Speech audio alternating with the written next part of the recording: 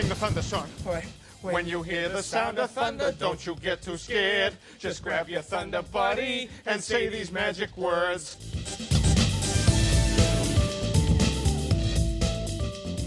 Hello and welcome back to another edition of the Thunder Buddies podcast. I'm Anthony Slater, special guest in studio. Eric and Barry are both busy, so we got the OG, Darnell Mayberry, lounging in studio. Good times. This feels like back in the day. Remember our old podcast studio up in the tower? Yeah. That was where it all started. This one's a little nicer. We're fancy now. Yeah, you're over here lounging. We got this downtown streets behind you. You guys are podcasting machines. In the playoffs. Playoffs? You guys do a podcast, what, 3 times a week in the playoffs? Yeah, I'd say at least. It's impressive. I hope the people enjoy it. Me You guys are working hard. I hope the people enjoy it too, or else. Anyway, all right, from the outside, you're watching this Thunder team. Yes.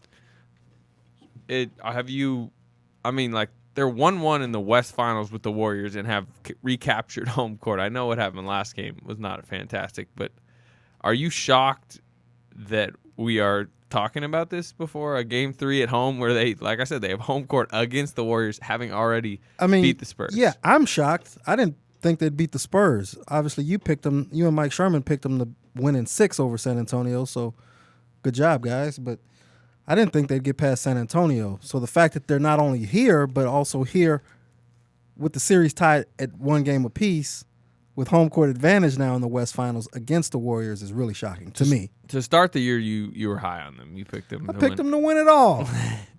I still wouldn't pick them to win it all now. No, I wouldn't either. Where were you at your lowest with this team? This season? Man. Jeez, that's a great question because there were so many low points. There were some not fantastic points. Maybe right before the All-Star break or right after the All-Star break. They had their bad losing streak right after. I remember. Yeah, right after the Cavs home game where they got blown out. I was just talking about that over there at the desk because I was looking up Kyrie Irving. Everyone's sleeping on the Cavs right now, I think, because there's so much attention being paid to the West playoffs and they're just running through the East. That I was looking at the Cavs and I'm like, don't sleep on Kyrie Irving. I mean, that guy is a problem. Everybody knows about LeBron, but Kyrie has only played 7 games against the Thunder. And we were looking up his game log, and I forgot that was the bedbug game that he came here this year. Played like a minute. He only played 9. No, he played 9 minutes, but the Cavs still won by 23. I forgot how I even got on this, but. Well, we were talking about the lowest point of the season. That that was Cavs one game. of them. Yeah. You can't just get blown out at home on national TV. Right. That was bad. I mean, and then I think a couple weeks later they had that loss to Minnesota at home where, they were throwing it all over the arena. Ricky Rubio 3. Rubio hit the 3 to win it, but the first half turnovers were just brutal. I just mean, when did you, because as they were doing, as they were not playing that well, obviously the Warriors and Spurs were doing what they were doing. I'm just trying to identify the point where you were the lowest percentage chance you thought they had to win the title. I don't know. I mean, it might have been that Minnesota game because I remember I was at home. I was watching it with someone, and they kept saying, "Oh, Thunder's got this. Thunder's got this." And this person's not a Thunder fan by any means, but they were so confident in the Thunder. I'm like, "Are we sure?" Well, because Minnesota kept hanging around, and then all of a sudden Rubio hits that 3 on the defensive breakdown, and I'm just like, this was so predictable. The fact that they would lose the game the way they lost it, and it was just a combination of things for me. Just seeing how they would play at times, I just didn't feel confident in them all season. What about this playoff? Where have you seen it turn around? Just defensively? Defensively, I think that's the biggest thing, right? But I think the focus has been a lot better. Now, we just did a hangout yesterday where we all said Game 2 focus was pretty bad.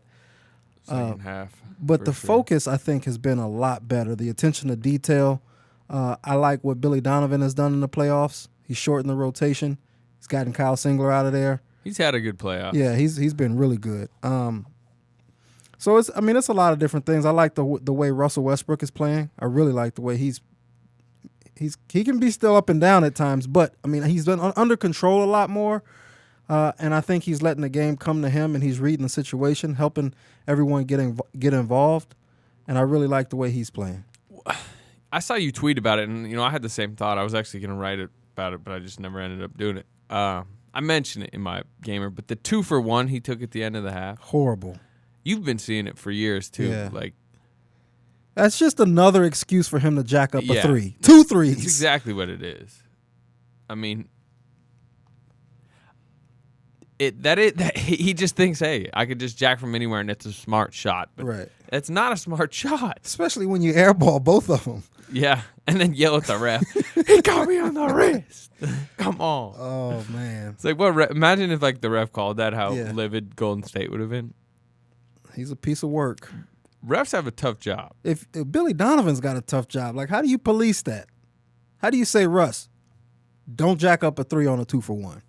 Because when it goes in, and he's got a tendency to make those shots at sort of inopportune times. If he does have the tendency to make those shots. Or opportune times, then I guess. I don't know. It's weird because, look, that's such a low percentage shot, but, you do want to get it 2-for-1. You know what I mean? You just want, Kevin Durant taking an open 3 or so, which those aren't just, easy to produce, obviously. Maybe Durant's the one that's got to say something. Well, he'll yell at teammates. We've seen that. Saw it in game 2. That was weird what he did with Waiters. It was weird just because, he was smiling, then his face got, mean looking. But, the truth is, him and Waiters, they're always kind of, going back and forth in the locker room, wherever, joking around and stuff. If you go Waiters back... is... I feel like that's the way Waiters talks to half the people around. But the strange thing was, Waiters didn't even look at him. He just kept walking to the bench. And Durant he wouldn't let it go for whatever reason. But it was clear that he was joking. It would have, to me, it would have been more concerning if Durant didn't just hit a jumper that didn't, you know what I mean? To me, it would have been more concerning if Waiters turned around and. Yeah. Yeah. So. Exactly. Well, the one issue I've had with Westbrook, in the regular season he shot 45%, which was I think it might have been career high. He's at 40% right now in the playoffs shooting. Efficiency's been really bad. He's not the guy I'm worried about it from an efficiency standpoint. Well, we can it's get the to other guy. We can get to the other guy. Yeah. Who actually was efficient shooting the other night. I'm more worried about the turnovers with him. Yeah. What So Westbrook's efficiency concerns you? Yeah. I mean, he's just he's not finishing at the rim. Exactly. I think that's a big problem right now. He's going so fast getting there, and he gets there whenever he wants. And I mean, it's been a story of his career. Well, one of the stories of his career in terms of finishing. But he'd been getting better with that. He's gotten a lot better. I just feel like maybe it's the frantic environment's kind of. I mean, it makes it tougher. Russell Westbrook is not one of the guys that I'm worried about. No, especially in the postseason. I'd agree. I mean, he's going to show up and give you his best effort. It might not always be smart, but he's going to give you his best effort and pretty much carry this team in the postseason. Did you ever 3 years ago? Did you ever think he'd get to this level? Ooh, no. I mean, of course not. The guy had how many? 18 triple doubles this season. He was almost a nightly triple double. Hasn't been doing it much in the playoffs. I guess it's the rebounding maybe, but yeah, it is the rebounding because he's been. And the assists, I do feel like Russell Westbrook's assists are more to prove a point, and within that, I think he's figured out, hey, I really am getting these guys involved, and it really is making a difference. But I feel like he started off doing it to prove a point and saying, hey, I can average more assists than Chris Paul or Rondo or whoever. And so I think there was a little bit of a selfish tendency there, but I think it's leading to good things, so you can't complain about it. So the assists, I'm not as surprised about, but I didn't think that he would take it to this extreme, and so that part surprises me. He's playing great. He is. Well, how would you? What would be one word you'd qualify Durant's play as? Well, I can't say the word that just popped in my mind. Spotty, inconsistent. It did start with an S, and it did end with a Y. I think that would be an exaggeration. Well, by his standards, I don't think so. Because this is his worst postseason since his first playoffs. Well, you know what should, I don't know, concern. I mean, like Kevin Durant should just look at this and want to change it. But, I mean, he's like a 50, 40, 90 guy, right? This postseason, he's 43.6% field goal. Yeah. Not good. 28.9% from three. Yeah. That's like lower than Russell Westbrook shot threes this season. Yep. Free throw, I mean, it's 86, whatever. And turnovers. Then 4.1 turnovers per game, which is a postseason career high. His turnovers the last 7, dating back to Game 2 of this Spurs series, which is actually when the teams turned it around. But 5, 5, 5, 5, 2, 5, 8. Jeez. Okay, so how many assists is he averaging in the postseason?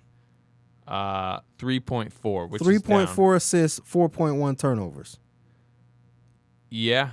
5 to 20, 22, 30. So, yeah, the last, that's 7 games, he's had 35 turnovers, and he's had 4, 5, 6, 11, 15, 18, 22. He's had 22 assists and 35 turnovers the last 7 I would games. take the ball out of his hands. And I've been a proponent of Kevin Durant being a playmaker for years. When they first started it, I wrote about it a lot. I think it has the potential to do more good than bad, but he's just in such a funk right now with his carelessness that I think you got to take the ball out of his hands. How much of this do you like? I mean, it was written about a little bit today by Barry, and like I do think there's a little validity to like they're just doubling him, tripling him. Just nobody's covering Robertson, right? And I thought it was a good stat. That don't give you a license to turn it over. I know I'm getting there. Okay, but I'm just hurry saying, up. 6 of his 8 the other night were with like the 14 minutes he played with Robertson.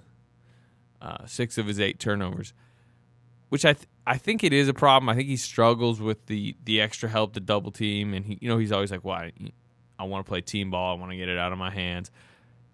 So I understand that side, but like some of the turnovers were really bad. He's just throwing it into people's arms, lazy bounce passes. Right. Westbrook was also involved the other night too. He had one where he just threw it into the crowd. I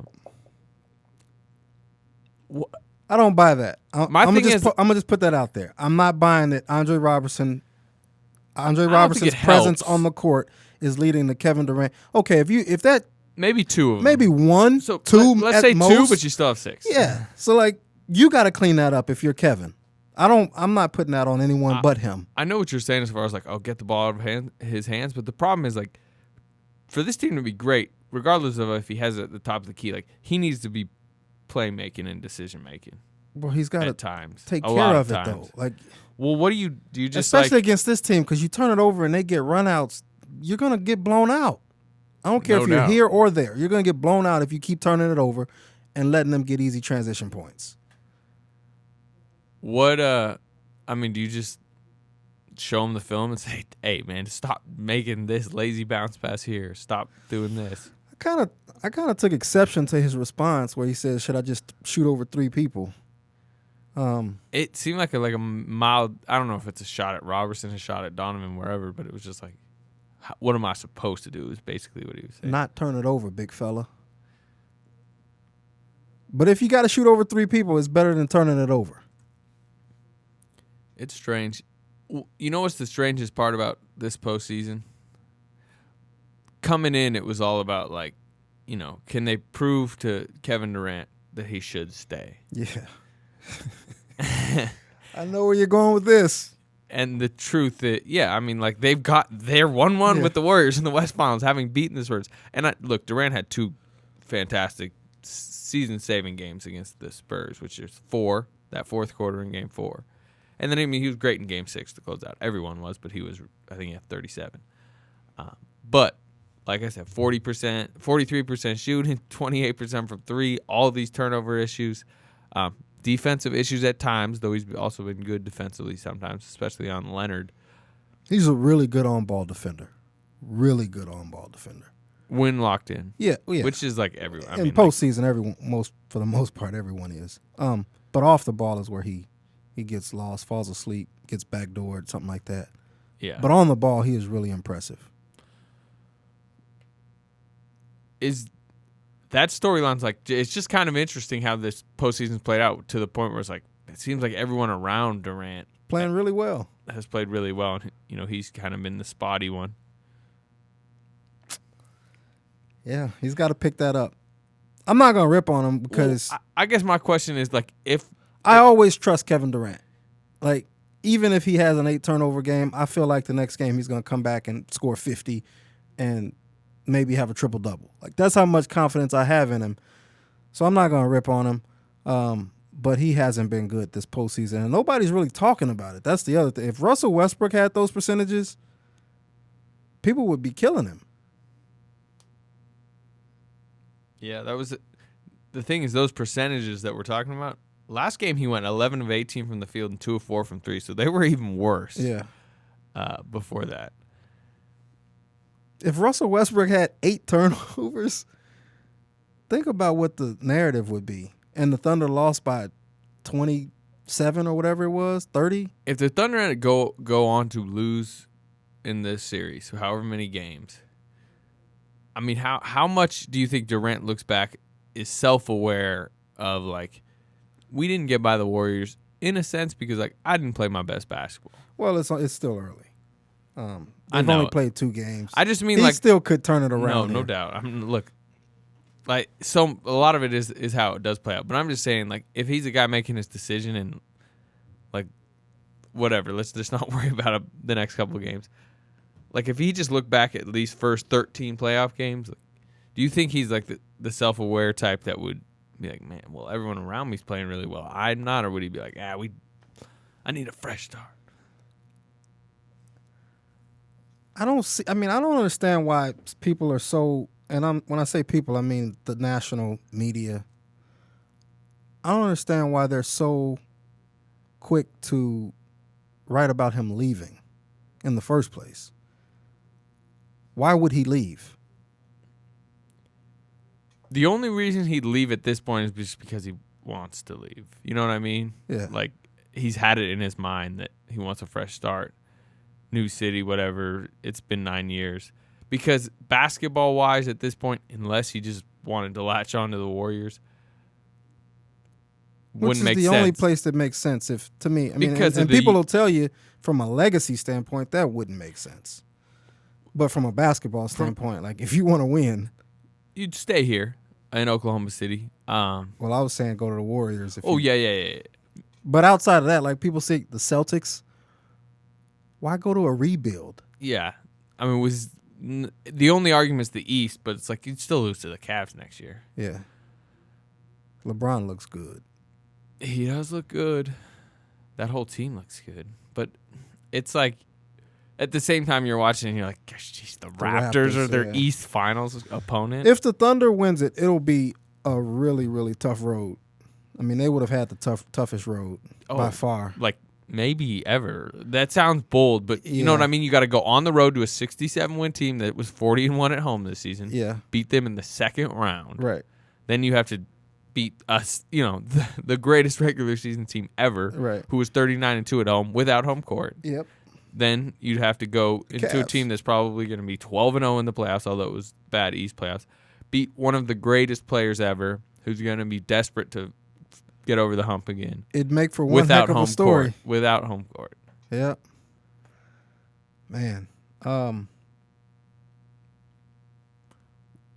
Okay. I want to move on to the topic you're really on this podcast to discuss. Oh boy. See, I didn't know that I didn't even know why I was asked to come on today. So clearly there's a reason. Well, I just figured I needed to publicly lay out your stance on Steven Adams, which boy, here we go. That's what I'm doing here. Which is becoming more unpopular, I would say, by the game. Okay. So my stance, let me explain my original premise, which was from like December, by the way. Oh, well, okay. I used to always say that Steven Adams is overrated around these parts. Those were my exact words, right? And so a bunch of people like you in the office would call me crazy. Say, oh, he's not overrated. I said, around here, he is overrated. And particularly because back then you kept saying he's better than Dwight Howard and blah, blah, blah. And I continue to say that. Yeah, and I was saying, well, let's see Steven Adams. Well, how about we hold off on that until Steven Adams puts up postseason numbers like Dwight Howard did last year? Okay, so Steven Adams started picking up his level of play, and Billy Donovan started rewarding him with more playing time. And so I'm coming down off that statement from December, by the way, and I'm coming around on Steven Adams. He's been fantastic. I still think that he's mildly overrated around here, and by around here I mean Oklahoma City and surrounding areas. I'm not trying to get that statement on the record, but I'm trying to. So let's hear what you. So that's the background. Yeah, no, and that's how all this started. Well, yeah, we just had a extended argument in the office the other day because I said I'm not sure you would take 5 centers future over him, like now and into the future. Right. Like if you had to, because he's probably going to sign a mega extension this offseason. So if you had to sign a center this offseason for the next 5 years, I'm not sure there's 5 in the league you'd prefer over him. And you had a list of about 15. I know you didn't say every one. Right. You just said this is a conversation at least with like at least 15 of them. Yeah. And some of them were just absolutely outrageous. Okay, so the 5 that you would that you would sign over him right now: DeMarcus Cousins. It's yes. Marc Gasol. Like and you know this just as well as I do. Like a lot of it's like the context within the team. Oh boy, here we go. Like how like the Kings would rather have Cousins, which makes sense. They need to start where the Thunder. I don't know. I mean, Cousins is so good they'd probably rather have him. But you know what I mean. Like they like what Adams does in his mindset in that sense. But he's Gasol, really I'm not good sure. for this team. He's really good for this team because he doesn't demand the ball. You don't have to run plays for him, and he doesn't complain about his role. That's what makes him a great fit for this, a perfect fit for this team. DeMarcus Cousins is not coming in here and going to be a happy-go-lucky guy and not complain. And so from that standpoint, and even Marc Gasol, like you're going to have to tailor your offense to run through him some of the time, as opposed to the 2-man game with Westbrook and Durant. Like Marc Gasol, if healthy, is a better player than Steven Adams right now. But like, how old is Marc Gasol? So Tom Haberstroh over 31 tweeted something, I guess, during Game 2 where he said Steven Adams is younger than Frank Kaminsky. Which is a fact. And he said people thought he was joking. And it's a fact. He was not joking. He is younger than Frank Kaminsky. It's impressive. Yeah, this is all I've been trying to argue with you, and you were coming back with some I want to get to your outrageous names because like a Marc Gasol, okay, like you can make that argument. I mean, I don't think any of the names Tyson were like Chandler outrageous. That's Tyson the one guy Chandler. you keep mentioning. Like I'm saying, okay, Steven Adams, what he is best at right now is defense. He's got a blossoming offensive game that's really impressive. That at 22, there's no reason to think that it's not going to keep getting better. It's going to get better. That's no doubt about that. And I'm not saying that he's not better than Tyson Chandler. What I am saying is they're both defensive centers. And I think that it's a conversation that, okay, is Steven Adams really better than Tyson Chandler now? Now, Tyson Chandler had a down year. 33, decrepit. He's rolling around on a bad knee. 33 is not old, first of all. When you're in the NBA, yes, it is. It's not old. Serge Ibaka make it 26 look pretty old right now. Well, Serge Ibaka might not be 26. I'm not even going to entertain that statement, but let's say, okay, whatever. 33 is like a 33-year-old Tyson Chandler who's been playing since he was 18, has had knee surgeries, is beat up, like just had a bad year on the Suns. There's not that's an outrageous debate to even have. Some of the other ones you had. Listen, I'm not saying he's better. The rookie on Denver you were trying to bring up because he like I think that's more a conversation. Points, that's not. You want to talk about youth? You can't use Steven Adams' youth to your advantage, to your favor, and then when I bring up someone who's 2 years younger than him, I believe you'd have to look that up, and then ignore his youth. I'm not ignoring his youth. That guy hasn't done anything. He played for like a bad Nuggets team. He just made all rookie team. He's been in the league for 82 Hold games. On, I'm staggered. You're right. What do you mean he has? What do you mean did Steven Adams make all rookie team? No, he didn't. He might have made all second team. But you know what Steven Adams does do? He just dominated Tim Duncan in a playoff series. He's had an a 40-year-old Tim Duncan. He's had 9 straight double-digit playoff games against a 67-win team and a 73-win Warriors team. Okay, let's much of a difference between Nikola Jokic for the record, 15 against the Bucks let's just put this out there. You are the president of the Steven Adams fan club. Always have been, always will be. Has anything I've ever said about Steven Adams not come to fruition? Because I was Hall of Fame. He hadn't made the Hall of Fame yet. It doesn't sound as outrageous as it once did. Is he on his way, Slater? Is that what you're telling me? That used to be a joke, but I mean, like, if we really want to have this talk right now. Oh my God, Steven Adams is a fine young player. Okay, because what's going to happen is it's going to come off like, oh, I'm bashing Steven Adams. No, I'm just saying that someone made the comment the other day when we were having this argument or discussion, whatever you want to call it, that he's a top 5 center. And I jumped out of my seat and I said, you're crazy. You all need to check yourself in the mental hospitals. And then that's when I made the list and said, he's not better than half these guys. I think, like, when he got to the fringes of 5, it was like, would you rather have him or Whiteside? And, like, I just mean, like, if you, especially for this Thunder team. He's perfect for this team. And at 22, like, I think pretty much every team in the league would sign him to, like, a big maybe deal. his max. A big his deal. max. Because his max isn't what Durant's. You know what I mean? It's like a right. young max. It's like Canner. Like, freaking Canner just, look at the. $17 million? Yeah. Yep. He's going to get paid. Okay. And he's going to deserve it, too. And then the other guy I continue to have an issue with you because you were there's another guy? You were group Who is texting this? me during game 1. Andrew Bogut, the guy who's playing 17 minutes and going He's hurt 0 right and 2. now. Oh, Andrew Bogut's hurt? I'm shocked. You know who else is hurt? Steven Adams is hurt. Steven Adams' injury is not like Because Andrew Steven Bogut Adams, has a leg injury. Steven Adams has a thumb injury. It's not even the same. Steven Adams has like 19 injuries, and he's just like forcing his brain to like convince him. The I'm legend grows. I'm not sure Steven Adams, like he might have like how banged up is he? What's all his injuries? The back thing from Azili.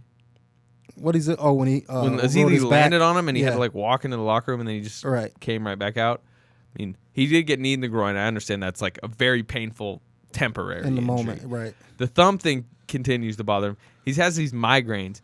He's been playing 40 minutes your a night. face disappears. Yeah, it's like when your face just disappears, mate. Then I know it's coming. Then I start throwing up. Like this. If you just see him post game in the locker, you know what I mean? In the locker room, just ice and stuff. Like, yeah. He's playing 40 minutes a night of high level defense. Right. You know what I mean? Where he's Against flying a around. championship team. He's their most engaged defender on like a second to second basis. And the thing that impresses me the most is how versatile he's becoming. Yeah. Where he can get out and close out on a guard and then recover and get back into the paint and protect the rim. That to me is the most impressive thing that he's been doing defensively. But I just I know what you're saying with Bogut, but number one, like Bogut's super injury prone. Yes, he is. Number Are two, we sure Steven Adams isn't becoming that? He hasn't even missed a game. He just had now it was a fluke injury with a hand last year, but he had had a that. Then he's coming in this season with, not coming into the season, but now he's dealing with all these things. Are we sure? That's all I'm asking. I'm not saying he is. I'm just saying, are we sure he's not driving down Andrew Bogut Boulevard? I hope he's not. I would be the least concerned of anyone on the team. That he even played 80 games this year. I remember he missed 2 because he had an elbow thing. Mm-hmm. But the way he plays and the fact that he played 80 games this season, we've seen. I just remember in his first years him spraining his ankle badly. Ankle to the floor type ankle sprain, and just you've seen it where he just you can tell in his mind he's like, you're fine, Steven. Right. Walk back, run back, and then he's playing again, and then you're asking post game he looked bad. He was really limping around the locker room. Is he going to be out a little while? And then he's in warm up lines the next game. Right. Okay. So now that you put me on the spot, I'm gonna put you on the spot. Is Steven Adams a top 5 center? You don't have to think about that, Slater. Come on. No, look. I don't think he's a top 5 center at this exact moment. But I think if you said every single center in the world is on the free agent market, that's a different argument than is he a top 5 center? I would take his future. You cannot. You can't he's a mix top those 5 two. future. You can't. Okay, you can't mix those. He's the That's best a different center. argument. He's the best center left in the playoffs. He's the best center left in the playoffs. Yes, no question. He was the best center left in the playoffs when the second round began. I'd say. I'm trying to think who's out east. Well, you had Whiteside. Yeah, I mean he's better than Valanciunas. I'll say that. My big bro. You had Tristan Thompson. Take him over all those guys. Whiteside, Bogut. Whiteside's got talent, but everyone kind of knows his issues. Way better than Bogut. I mean, he just is at this point. Duncan. I think he proved that one. Who else was in the West? Portland. Oh, geez, Portland's bigs were terrible. I'd say when the playoffs we get, like, how many playoff team centers would you take over? Horford. Al Horford. What are you looking at? What is there to look around for? Al Horford, you would take Steven Adams over Al. I'm not talking about 5 years from now. Like, literally right now they're in the playoffs. I mean, Horford, yes, because of his passing, and, he's a smart defender. He's not, like, as active as a defender, but he's smart. I'd take him in these I think he's a better player, like, in 2016. I think in 2018, Which Steven is Adams all we're talking about. We're not talking about 2018. Well, we're talking about both. No, you're talking about both. The original discussion was who's the better player now. How come we always get in this who's the better player argument? What is this about? It's about you. What's going on? It's about between you. us? Listen, Tyson Chandler on this list against Steven Adams. You got one name, and not using then your eyes. The name you mentioned Chandler, you mentioned Bogut. The name that I would mention if I were you is Joakim Noah. No, because that's the name that talk about injury. Is I think he's without a doubt still better than Steven Adams, and you vehemently disagree. Disagree. And the listeners, who I understand are probably a little jaded too, are probably disagreeing. A little jaded. I think you're underrating the leap he's made in the last month. Because if we talked about this, not at all. Like again, this is why I gave you the background to start. The original conversation started in December, and I said, "Well, I never said what he's done in the second half of the season and the postseason has been extremely impressive. I can't emphasize that enough. The guy is becoming a bona fide. He might already be a bona fide top 10 center. He's in top 10 now. I mean, Steven Adams you say is winning top 10 fans. easily. You say top 10 easily because you're putting easily. him over guys like Joakim Noah and Whiteside, and you're basically using Whiteside's the future. Close. You're using the future and fit for this team, which has nothing to do with the argument, by the way, as reasons why you're saying he's top 10. If you were starting next season, I would, and I was a team, and we're just talking about next season, I'd rather have Steven Adams than Joakim Noah. At the start of next season through the end of next season, and that's it. With a healthy Joakim Noah, do you think the Thunder's defense would be better or worse with him as a starting center as opposed to Adams? A healthy Joakim Noah. I think at the start of next season through next season, you know what I mean? Because I think Steven Adams is going to get better. Like, how confident is that guy going to be coming into next season? Yeah. You know what I mean? And you know what? Billy Donovan, play him 38 minutes, not 38, 36 minutes a night in the regular season. Like, right. I would, and the injury thing is an issue because Steven Adams has shown to be durable. Although he gets beat up, he still plays and plays well. Like, he played pretty well the other night, even when he was beat up. People in New Zealand are going to love this podcast. They're going to love you, and they're going to hate me.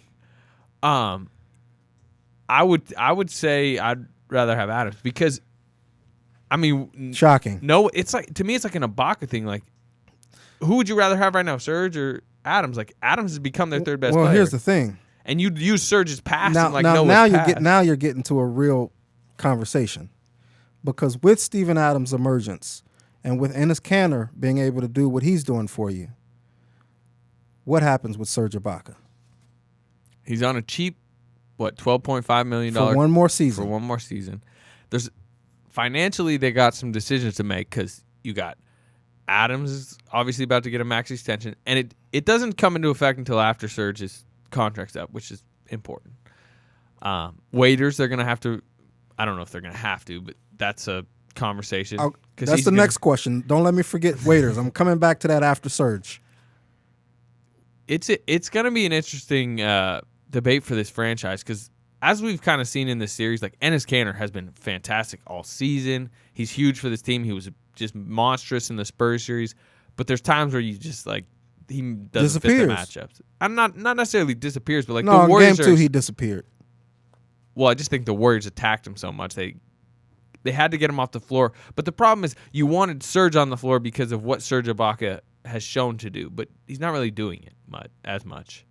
I'm not sure Serge wants to win a title, but I'm not sure how happy Serge is with like his completely diminished role, where he's just, I mean, like 80% of his shots at this point are like threes in these playoffs. Yeah, which he's been making. I mean, he's been really good, and he will go shooting for long stretches without taking a shot. Mm-hmm. And when he's not taking a shot, he's not doing anything offensively. And that's always been my issue with him. Not to bring up an old argument, but no one told you to go stand in the corner.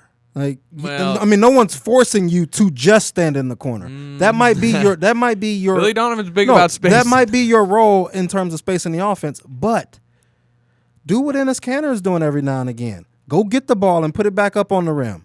That's always been my issue with. Like, you don't have to. If you start there, that doesn't mean you have to finish there. Kevin Love, to me, is a good example. Kevin Love stands out there a lot, but at the same time, he has a tendency to go in there and go get the ball. And that's what I'd like to see Serge do on nights like Game 2 when he's just not involved in the offense for whatever reason. Go get the ball, put it back up on the rim. What would you do with him? Well, we've had this discussion. We had it around Try to the get trade. like a wing. We had it at the trade deadline. It didn't make sense at the deadline because you weren't going to get a wing. You I don't needed know what him. you can get you for needed him. him desperately. I wouldn't have done it because I wouldn't have done it simply for the fact that Kevin Durant can leave this year. And if you trade Serge Ibaka, it's not a good look. Yeah, that would send a horrible message to those guys. This summer, different story. With this, you got 1 year left on a deal that any team in in the league, yeah. Country too. Well, Toronto wants him to, but they would take. They'd want him, even though it's only 1 year. So that kind of diminishes his value. He will be an unrestricted come 2017. But here's the thing: I don't think Sam Presti and his staff are even considering it. I would be surprised if they are. I mean, when he is good, he has so much value on this team. He means so much to him. He's huge in this series. He has to play 35 minutes a night in the series. The only issue is, like, you need him to play well, and he just, like, that just is not nearly as consistent as it used to be. Right. And that, to me, is the biggest issue. His consistency and / production is falling, yet his importance. His paycheck, his money, his salary is the word I'm looking for, is about to be on the rise. I don't think Serge is taking another discount. He's not. Especially with the money coming into the league this year. I mean, look, he's going to get more money than he's currently being paid. A lot of teams would give him a lot more than $12 million. And the role, you got to imagine, you got to think about, like you just said, is he even happy with sitting in the corner? And he's unrestricted. That's one thing to remember. He will be, yeah. Will be, yeah. Same offseason that you got to potentially again re-sign Durant. We don't know what Durant's even going to do this offseason, but if he does the 1 year deal and Westbrook, Adams' money kicks in. Do you still have Waiters? Robertson will be up. I don't know what they're going to do with him. To me, it's a cost benefit. That's the easy way of putting it. It's a cost benefit equation. Like, is he worth as much as you're going to have to pay him, or do you try to trade him for some valuable pieces and retool your team a little bit? You got your Hall of Fame center back there in Steven Adams. Bill Russell? No, Steven Adams. Yeah, sorry. But you got Bill Russell back there. So do you need Serge Ibaka as much as you did before? Or can you try to continue to layer your team, fill out your team? Because guys like Kyle Singler haven't worked. Anthony Morrow he's unfortunately not working for whatever reason. Not getting much of an opportunity, frankly. But Randy Foye didn't work. Dion Waiters. Randy Foye's, I mean, like, for the role that they traded for Randy Foye, which is like, hey, be on this team for 3 months. Like, he has worked. He's now in their rotation, hitting some corner threes. Like, that's all they expected out of Randy Foye. And then they expected him not to come back next season, basically. But all of these wings, they're just not working out. So Serge is the biggest chip that you have to improve your team, and that's what I've always felt. I mean, they can do something with Kanter, but again, that goes back to your age argument. Kanter's 22, 23. Serge is Stop. Serge is 26. 26. Looks like a declining 26. I Yeah. mean, it's an interesting thing because like we said, like they still need this skill set. So they need a wing, but they also need like a spread the floor four that can play defense. Yeah. When he can play defense. Yeah. Cantor can spread the floor. He's picking it up He on that a can, little. he Not can. nearly to the point of Ibaka. Don't get me wrong. He And can his just hit a corner. defense Like is- he can hit a he can hit a corner standstill three. corner three. And his defense is way worse than Ibaka's. So he's not the replacement that you're looking for.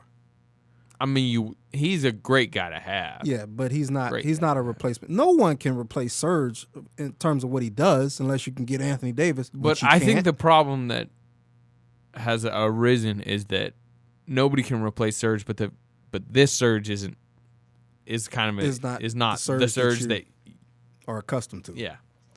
So Okay, waiters, Waiters. So I did the chat on Wednesday. Popular topic was Dion Waiters. will he be back? Not only will he be back, but what will his role be and how much will it cost? And so, my question to you, young Slater, 12 to 15 million, I'd guess. how much would you pay him? What's the cutoff if you're Sam Presti for Dion Waiters? As I've said, kind of in the past, is if Durant resigns, I think you just match Waiters blindly. If Durant doesn't resign, you definitely have a Is limit. Waiters restricted? Yeah. Oh, that helps. Yeah. Oh yeah, it helps. So And what's he's your young. I mean, he's only so if 24. Durant resigns, you just match it. Yeah, because let's say Durant resigns, I mean, you're pretty cap stricken Yeah, again. you don't have much to work with. And so he's resigning because he wants to win a title next year, and he's probably resigning a 1-year deal where like you again have to prove to him that this is the place to stay. So what do you can't- need? You need a wing. You need a two-way wing. If you don't have that much money, how are you going to go get one? Right. You just don't have the money to go get one. The only way to keep a two-way wing who has proven to be effective in these playoffs, which is going to make you have to pay way more for what he's done in these playoffs. Waiters is really the only guy out there, unless you can creatively make, we're talking about this Ibaka. I mean, there's chips to maybe dangle. Well, I only see 3. One is Serge, one is Cantor, and a distant third is Kyle Singler. I wouldn't refer to him as, and a chip. a to distant dangle. fourth. A distant fourth is Mitch McGary.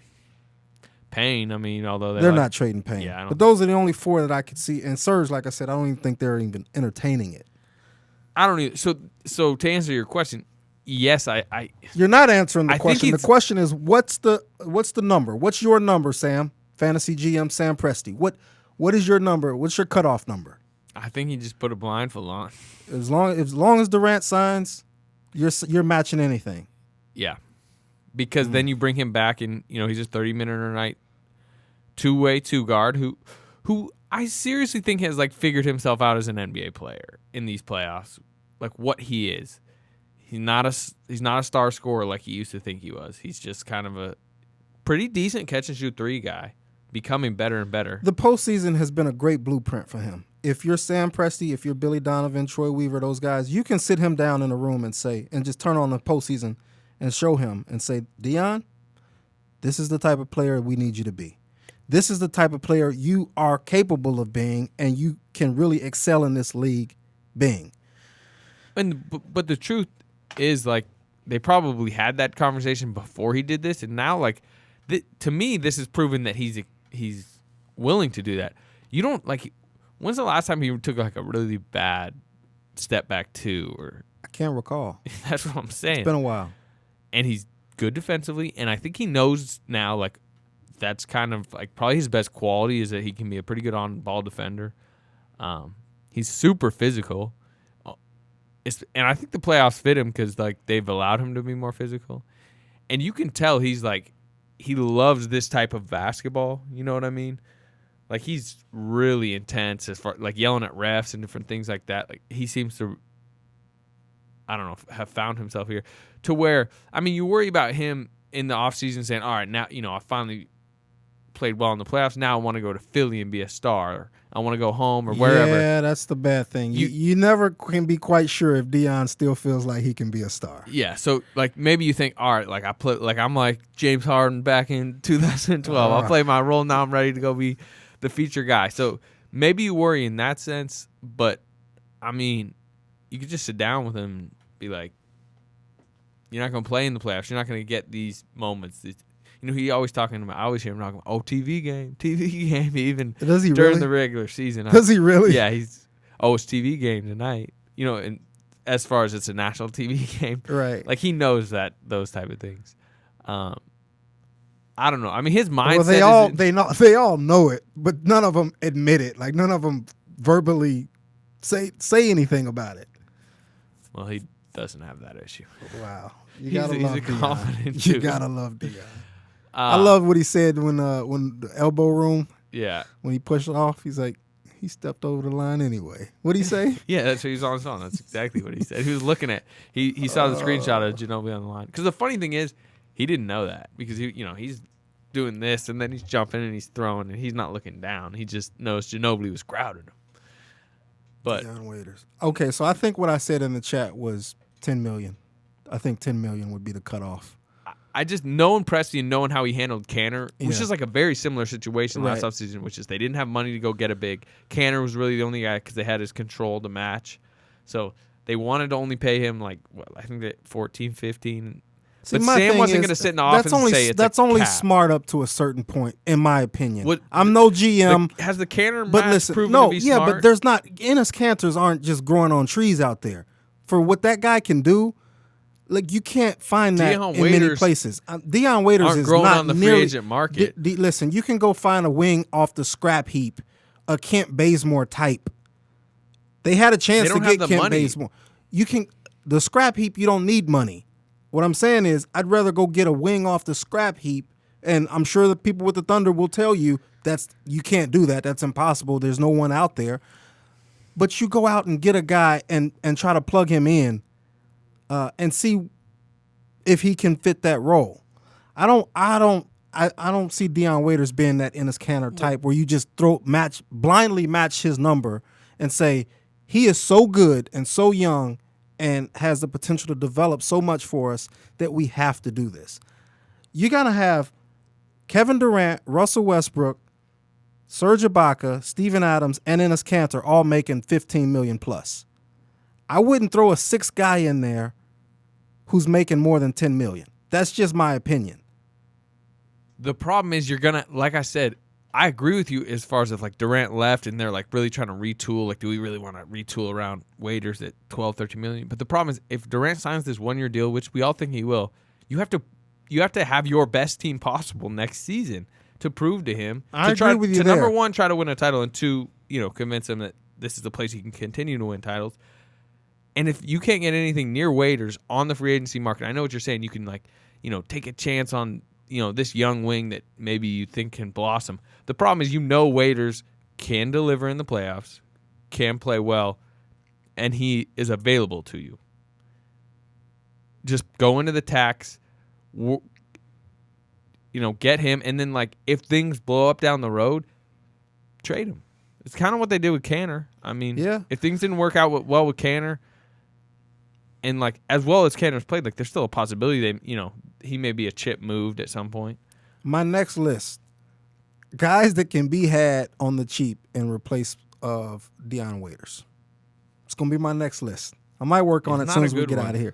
It might not be good, but I have major concerns about giving Dion Waiters more than $10 million. But my thing is on this team. Look, if they're willing to go into the tax again and pay a ton of money, Yeah, who cares? It's not my money. Do it. then why not? Then why wouldn't they just do it with the thought of it's through the because the thing is you don't just pay him the entire money you put on the contract right when you sign him. Right.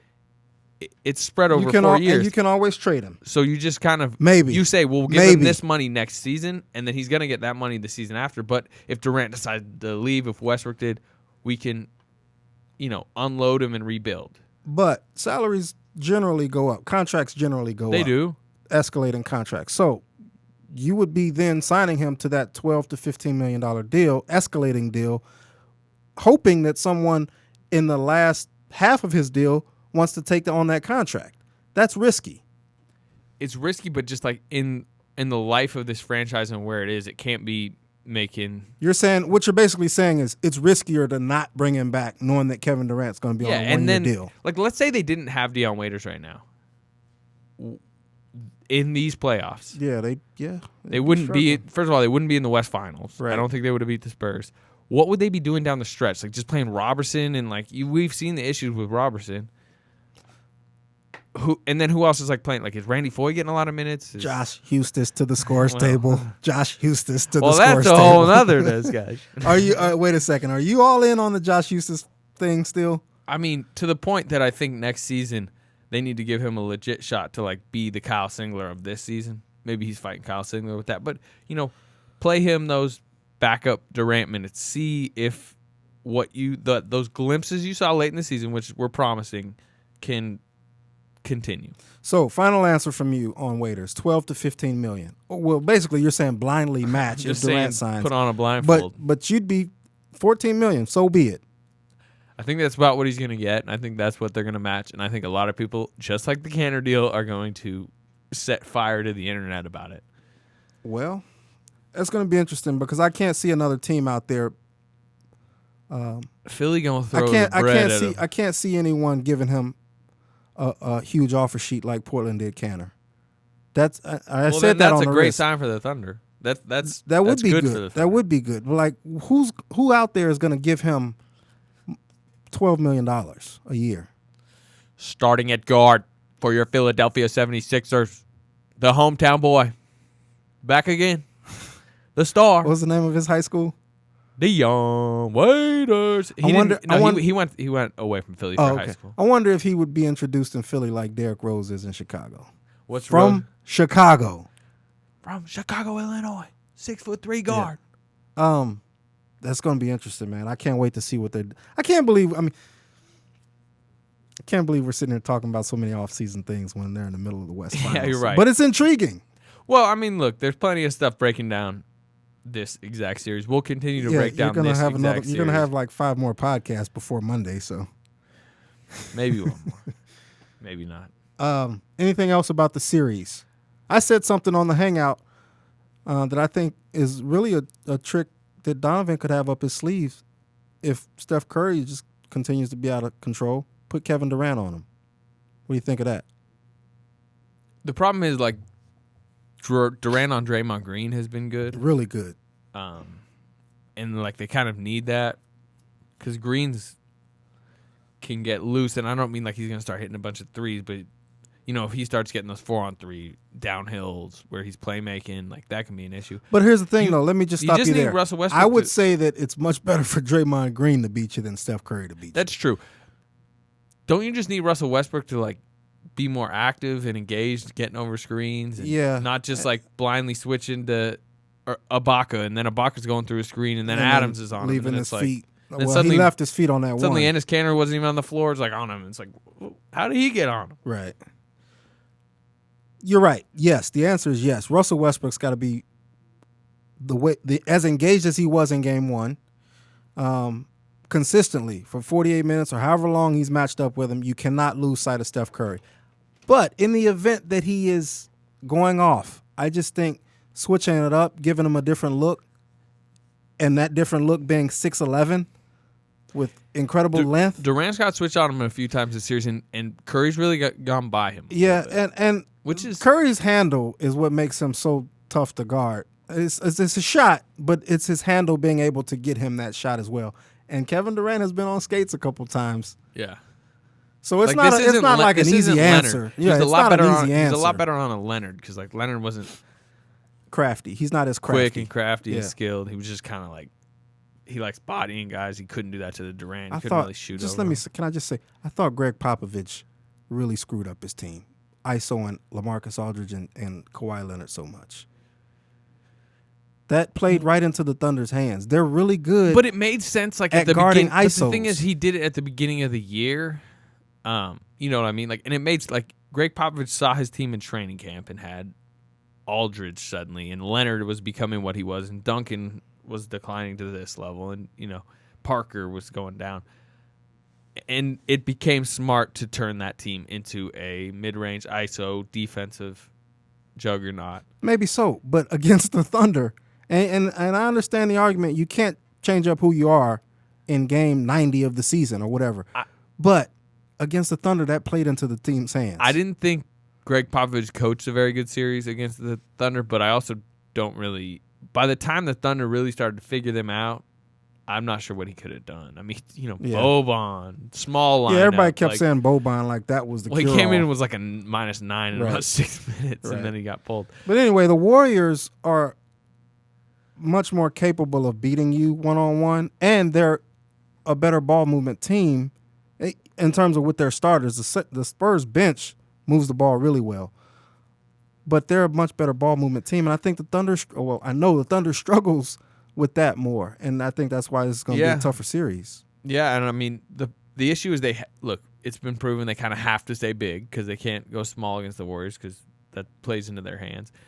And when they're big, the issue right now is that the Warriors are just using the Thunder switching to get Curry on Ibaka or whatever, and they're not just a lot of times they're not just going like, all right, clear out. He's going to take Ibaka. Then now he's going to run Ibaka through another screen, through Steven Adams' guy. And then, he's making all these, they're making all these big guys have to, navigate screens and, play, guard defense. Pretty much everyone on the Thunder has to play guard-type defense. Westbrook's being kind of lazy on him. And then Ibaka and Adams, they've just never done it a lot. So it's just harder for them. And that's how he kind of gets free for these threes. And you know how little air, the problem is, he just needs a little airspace. Yep. So if you make a little mistake, it's 3 points. The Thunder, Barry wrote it they've actually played him pretty well for extended stretches. Who? The Thunder played Curry pretty well for extended stretches, but then it's just boom, boom, boom, boom, boom, and he's the story of the game. Right. I think being at home is going to help. I think they're going to need Robertson to hit some threes like he did in Game 6 or play Waiters a lot. That's kind of an issue. I'm interested to see what tweaks Donovan makes. I got one beef about the officiating in this series, and it's not even just this series. It's how they officiate the Warriors. Andrew Bogut sets an illegal screen every single time. Sound like you've been listening to Jason Terry. I think he made that exact Jason statement. Terry. Well, that's when he against the Rockets is when I first noticed it in that first round series. Andrew Bogut sets illegal screens every single time. It's hard to guard the guy, Steph Curry, as it is. It's even harder when Andrew Bogut is just clearing out a guy like a lead blocker, and you can't get anywhere close to him because Andrew Bogut's setting illegal screens. I think the NBA's got to look at that. And I didn't want to put anything on Twitter the other night because me being in OKC, it's going to look like, oh, you're just being a homer for the Thunder, which that's a whole nother story. Their players would not agree with that. Right. So, but I mean, I've been noticing it all playoffs, and the NBA's really got to crack down on that for Andrew Bogut because he's setting so many illegal screens. Draymond Green does it too. Yeah.